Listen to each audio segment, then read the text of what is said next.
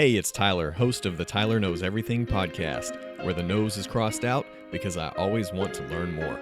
As usual, I'll go ahead and get all the advertisements out of the way so that there's no interruption in the content of the show.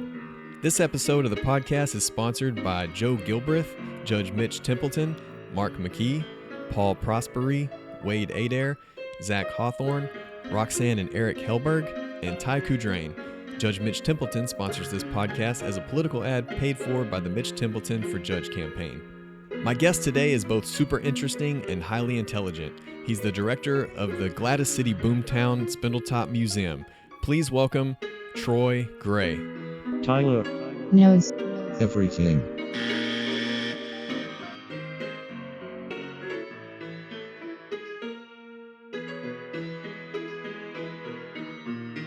Thanks for bringing me out to the Spindletop-Gladys City Boomtown Saloon. Well, thank you for coming out. First question I gotta ask is, can this be booked for a party? It sure can. Because I'm a huge fan of Westworld, right? Yeah. And I think my next birthday is gonna have to be a Westworld themed party out here. Yeah, actually, we've done this really interesting surprise birthday party out here. They actually blindfolded the person and brought them out here. But yeah, this is used pretty often for stuff like that. Oh, that's incredible. Yeah. Well, before we hear from you, I just wanted to go to the notes here. The Spindletop-Gladys City Boomtown Museum is located in Beaumont, Texas, to commemorate the discovery of oil at the Spindletop Hill Salt Dome in Beaumont on January 10th, 1901. The discovery sparked an oil boom in Texas that continues today. Along with a gift shop with commemorative gifts, the museum features historical period reenactments by area performers, a replica of the wooden oil derricks that once dotted the landscape of Spindletop Hill in the early 1900s and has been erected near the museum. For special occasions and anniversaries, the museum staff blows the gusher with a plume of water and provides a historical narrative and sound effects to simulate the discovery of oil at Spindletop. That's right. And so maybe take us back to what was going on here in Beaumont back in the 1900s. You probably would not want to visit this town back then. It was so crowded. It was dirty, and so many people were here. You know, the city of Beaumont grew from 9,000 to 100,000 almost overnight. 50,000 almost overnight. And it was so fast and so furious that it was just difficult to get around and that. And in fact, all these buildings, if we were to do it correctly, all the doors would be open. That because it was a 24-hour operation. Mm-hmm. So you would go and make money on your oil and then come back, and there was like saloons and crime, prostitution, gambling all over the place. So you probably lost it in the same night. Wow. Yeah, that's exciting. I guess without modern air conditioning, you kind of just left all the windows open and the doors open and lamp lighters. And it was, air conditioning. There was so many people, so there's no reason to have a door because everyone was coming in and out. Even stores, mm-hmm. Were coming in and out all hours. So yeah. And then, so where we are now is actually owned by Lamar University. Is that right? It is. This area was actually owned by the Gladys City Oil Company. Mm-hmm. It was farmland at the time. I'm sure that they probably did test holes out here, obviously, or they would have derricks out here as well. But it was given as a gift for the museum, and which opened in 1976. Yeah, and you're kind of a transplant Texan, right? Yes, I am. Yeah, so where did you originate from? I grew up in Michigan. Okay. And I've been in Texas for over 10 years now. Wow. I've been at this job for 5 years come July 1st. So, yeah. And so what have you learned about Spindletop Boomtown since becoming the director? It is, to me, it's kind of like the American story. You have Patillo Higgins, who has this idea that there's oil under Beaumont. And there were some indications before, but there's this, he has this idea, he's headstrong, everyone's telling him, even if there's oil, it's not going to be that much. You have someone from Standard Oil that's saying, I will drink every drop of oil west of the Mississippi. Yeah. And so everything is against Patillo Higgins, but he is so headstrong. He's like, I know there's oil under Beaumont and I'm going to find it. So is he a competitor of Standard Oil?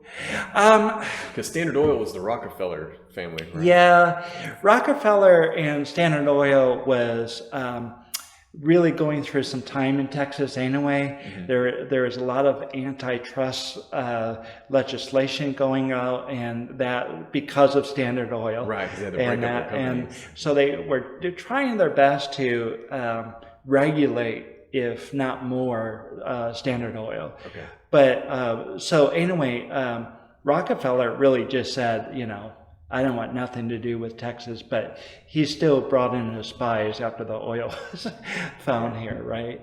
But he was really more interested in the lamp oil, you know, kerosene to light your lanterns. He thought electricity was going to be a fad, and that he kind of played around with fuel oil, but really he just you know, wanted to center on kerosene.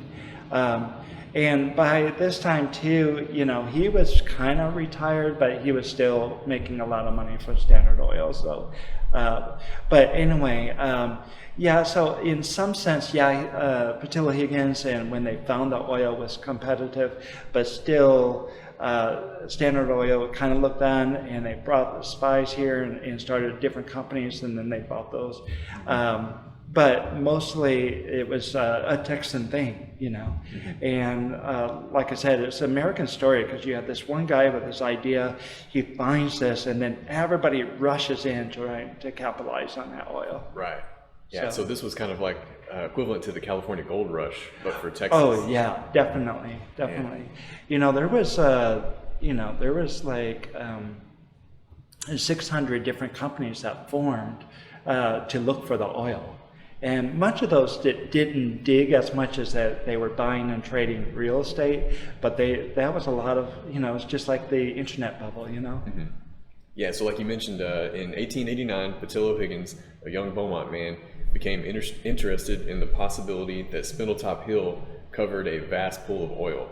Higgins was a self-taught geologist, and from his extensive studies and observation of surface indications, he concluded that an abundance of cheap fuel was available right here at Spindletop. Yeah. Patillo Higgins was a character. I mean, it was difficult to follow him. You know, he started on the bad side of life. He had a gang, and one thing his gang loved to do was to start abandoned houses on fire in the rain.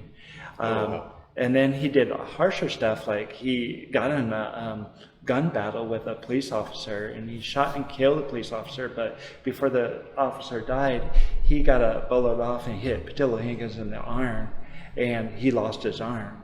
And he was in lumber, but it was really difficult to do that with one arm, so he went into bricks. So he was trying to find a better way to make his bricks, but he went up to the east, and he saw the landscape, and he really just thought, this is the same down here, although like I said, there were some more indications that he knew there was oil here. And so he just was so headstrong, but it was really difficult to follow him, because you know, he went to this religious revival, and he found God, and he wiped off anything that caused mischief in his life. And he got so strong in the Christian faith that he was actually telling pastors, "You're doing it wrong." So that's that's the kind of character he was.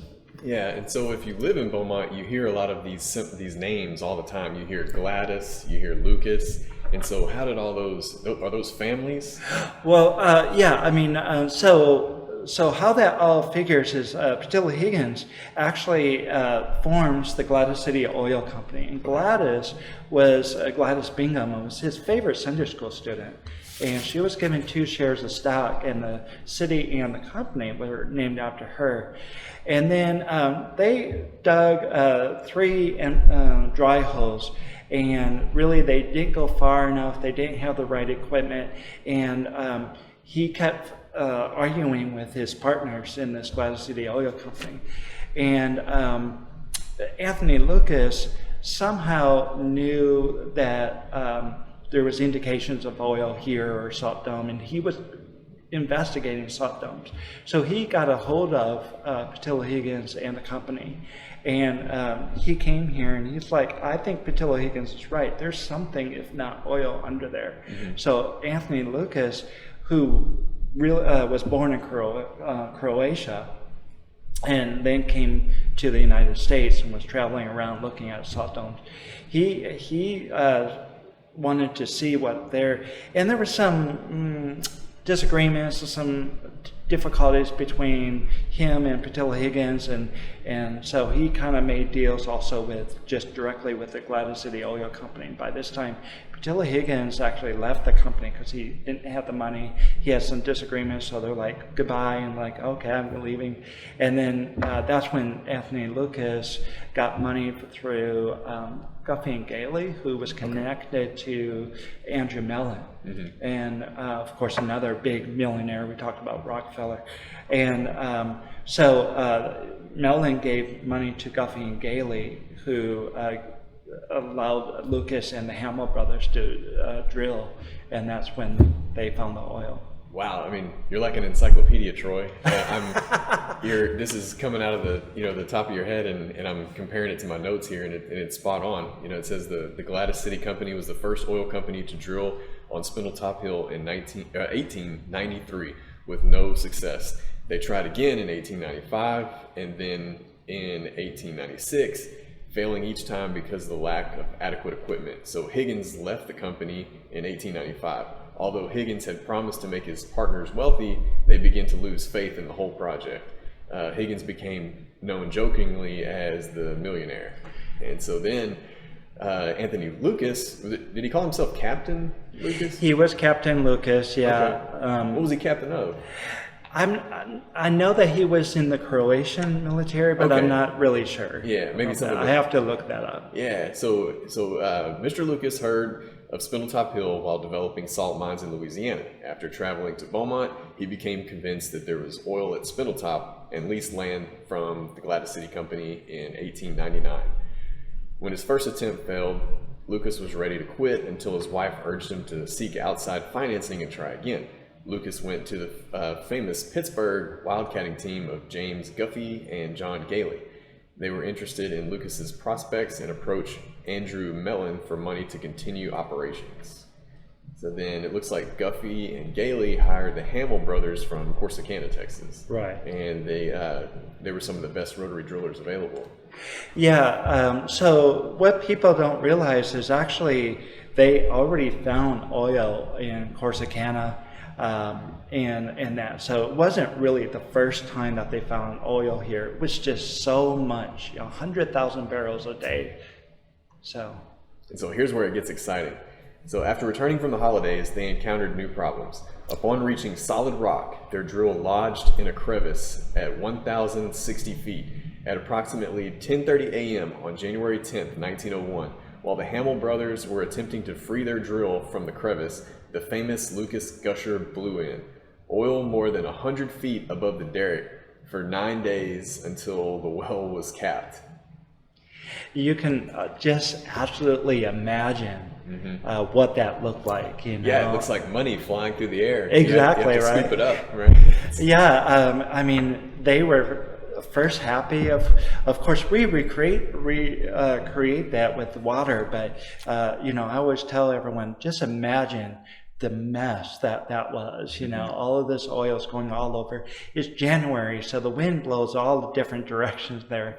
And even our water, we had some painters that were painting over at Lamar, and they came over here trying to figure out why there was water splattering on paint that they were doing.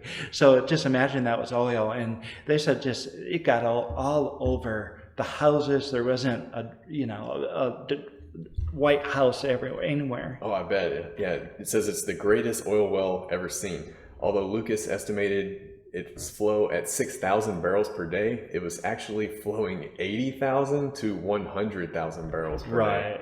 No longer was Patillo Higgins laughingly called the millionaire.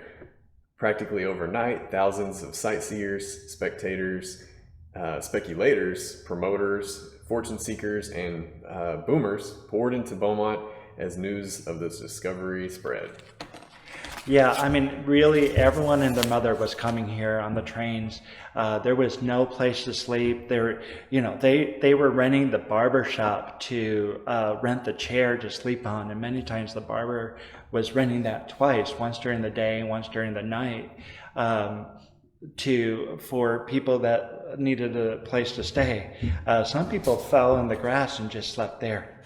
Oh wow! Yeah. And that's kind of like everybody was coming for a get-rich-quick scheme. They were, and there were also a lot, you probably have this in your notes, but it was also nicknamed Spindletop because there was also a lot of swindles going on as well. Yeah. Is that the time period where Beaumont kind of had the red light district downtown? Yeah, there was a lot of our downtown buildings were built during this time. If you notice, we have some, miniature skyscrapers almost, some really nice buildings that are empty now because a lot of them aren't being used. Right, and before it was just a small little lumber town. It was making money. I mean, lumber and rice were the biggest commodities. But when the oil came, I mean, this is at a time where cars were invented and they were choosing between electric power cars and gas power cars. But because of that sheer amount of oil that they found in Beaumont, it really put us on the map, and everyone wanted a piece of it. Yeah. And so by 1902, 285 active wells were operating on Spindletop Hill. More than 600 oil companies had been chartered, although most of them vanished overnight. Some, such as the Texas Company, which was Texaco, J.M. Guffey Petroleum Company, which was Gulf, and then Magnolia Petroleum Company, which is Mobil, and then Sun Oil Company went on to become the giants of the industry. It's anywhere you get gas, almost, you can say that had, if it didn't start in Beaumont, had a really big push. Because Shell Oil was a foreign company, but it got a really good push by the Spindletop Oil. So the boom at Spindletop was a little short-lived. Overproduction depleted the oil and ruined many wells. By 1903, the field had begun to decline within 10 years. Spindletop Hill was virtually a ghost town.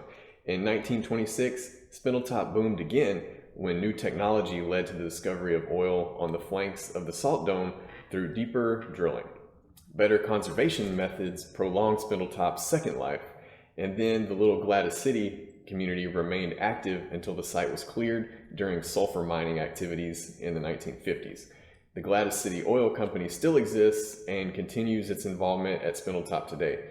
The Lucas Gusher marked the beginning of a new age for the world, the petroleum age. Although Pennsylvania was the location of the first commercial oil well and Russia could claim the first of the gushers, the vast quantities of oil discovered at Spindletop first made possible the use of oil as an inexpensive and lightweight and efficient fuel to propel the world into the 20th century. Exactly.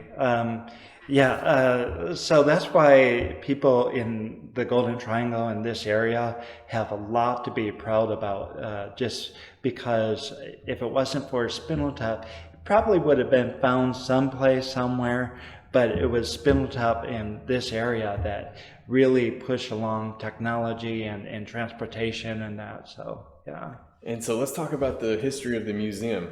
So the reconstruction of Gladys City was a bicentennial project of the Lucas Gusher Monument Commission.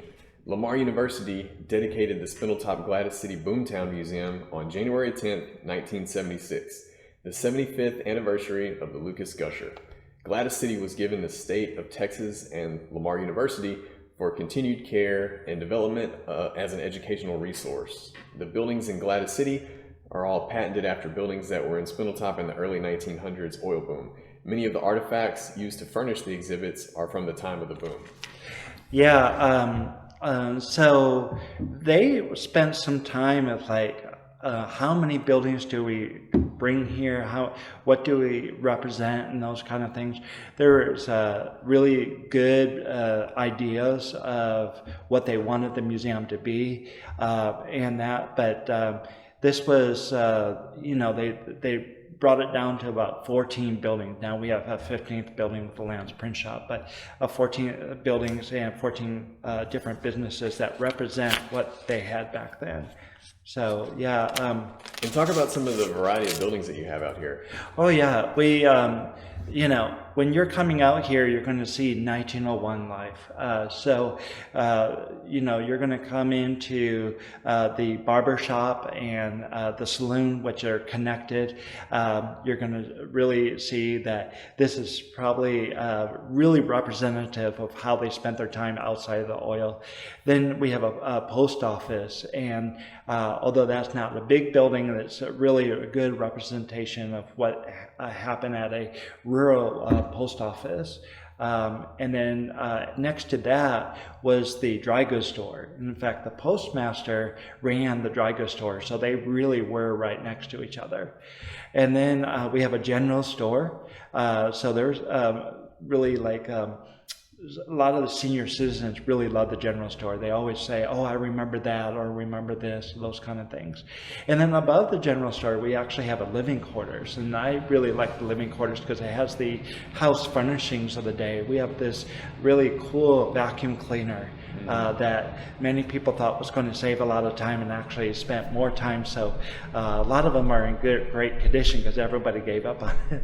But that's really cool for people to see. And then we have the oil exchange with the law office, and next to that is the photography studio.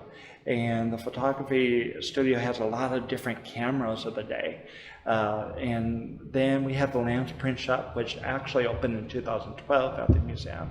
It's our newest building. Okay. And they have a lot of printing machines that still work. So on special events, we get the printers here and actually operate the linotype machine and print off things that people can take with them. Yeah.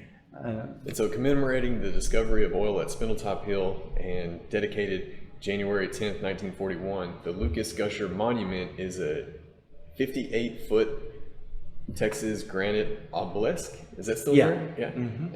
Erected by the Lucas Gusher Monument Association. The monument was originally placed at the site of the Lucas Gusher, approximately 3/4 of a mile south of Spindletop-Gladys City Boomtown Museum.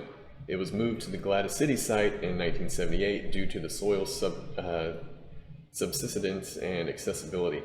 The monument and the entire Spindletop field have been designated a National Historic Landmark by the federal government. Right.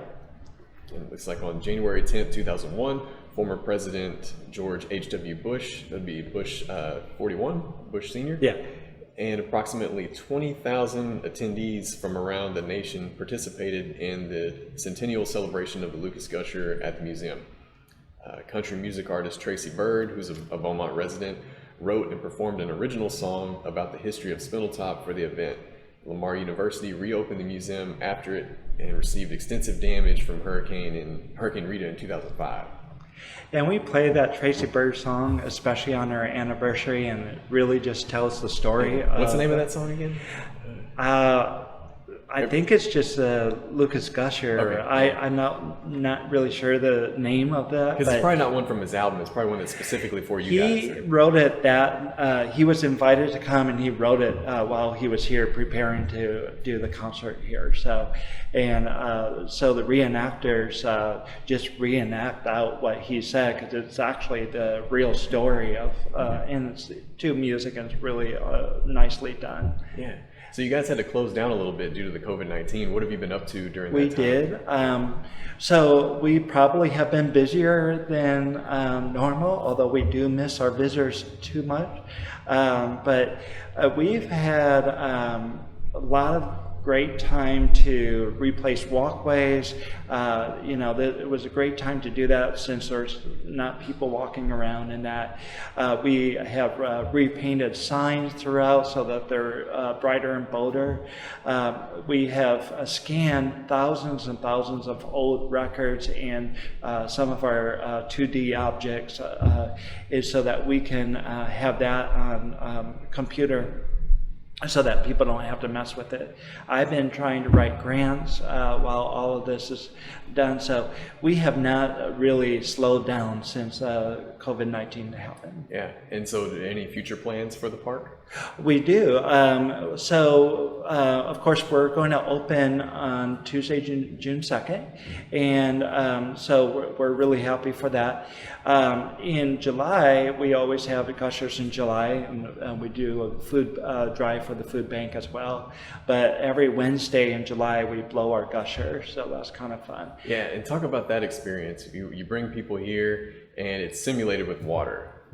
Yeah, so people young and old really love our gusher. It goes as high as the original gusher, so it's people about 100 can really feet in the see. air, right? In July, it's really good time to go out and get cool for 2 minutes too. So Yeah.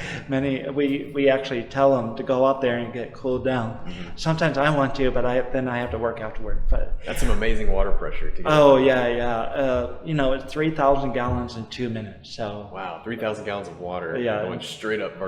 exactly, right. But we have really great events. One of our newest events is going to come in October, and we're planning a tea or black oil festival, really, and it's just going to be a really fun time. So we're still in the planning stages, but we have a lot of different thoughts that's going in there to be one of our bigger events. And so look for information for that. But we have a lot of other things coming up. In Halloween, we have the Spindletop Spook Fest. That's a free event for parents to bring their kids to go around, and the Lamar students help us with the games and candy and that. And that's usually we get between 500 and 700 people that come to that. Okay. And then Christmas, and of course, our biggest event of the year is our anniversary. And we have demonstrations, we have shootouts, we have reenactors, we have food out here. We just want to take people back to 1901 and show them what life would be like at that time. Yeah. Well, before we wrap this up, I know you mentioned those future events and opening back up June 2nd, but tell everybody where they can find you if they're not familiar with it. Well, we are on the campus of Lamar University. We're right along Highway 69 on Cardinal Drive, and our address is 5550 Jimmy Simmons Boulevard. So we're right along Cardinal Drive and Jimmy Simmons, right by Lamar University campus. Yeah, and for sure, if you just happen to be driving by the freeway, you can't miss it because it looks like an entire transplanted city of the 1900s just right alongside in the middle of academia. Exactly. And then the huge Lucas Gusher as well. So definitely catch a lot of people from Freeway View, I think. Oh yeah, we do. We get a lot of people write in our guest book that they're drive-by, so we do get a lot of people for that. Well, Troy, thanks so much for sitting down with us. It's a fascinating history of the Gladys City Boomtown and the Lucas Gusher. I think it's time for a drink at the bar over here. We should, right? All right. See you guys later.